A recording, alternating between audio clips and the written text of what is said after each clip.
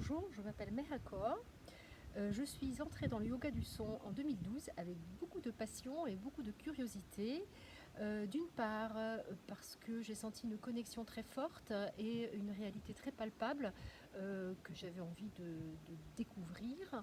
Et d'autre part, parce que je ne me suis pas arrêtée à des préjugés culturels ou une certaine idée qu'on peut se faire du yoga ou de soi-même.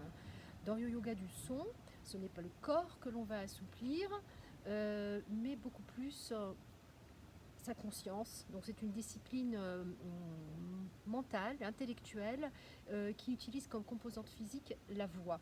C'est sur la voix qu'on va projeter son être en utilisant des humeurs induites musicalement pour entrer en contemplation et considérer ses propres expériences de la vie qui sont en résonance avec ses humeurs musicales. En utilisant ses sens physiques et ses sens intérieurs pour finalement relâcher un à un des verrous psychologiques qu'on peut avoir à l'intérieur et qui nous empêchent de vivre en permanence dans un état de paix, d'amour et de joie. C'est cette aptitude-là que l'on appelle yoga, jog.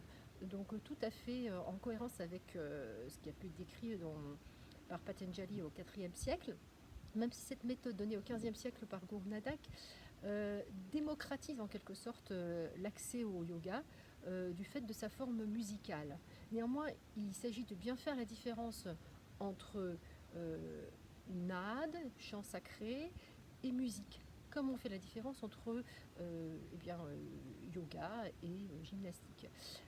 Évidemment, c'est la composante spirituelle qui fait cette différence. J'ai moi-même, avant de devenir une yogana, à l'âge adulte, j'ai poussé à les portes d'un conservatoire et j'ai demandé à apprendre à jouer du violon. On m'a dit non, ce n'est pas possible, l'oreille ne peut être formée qu'à un jeune âge.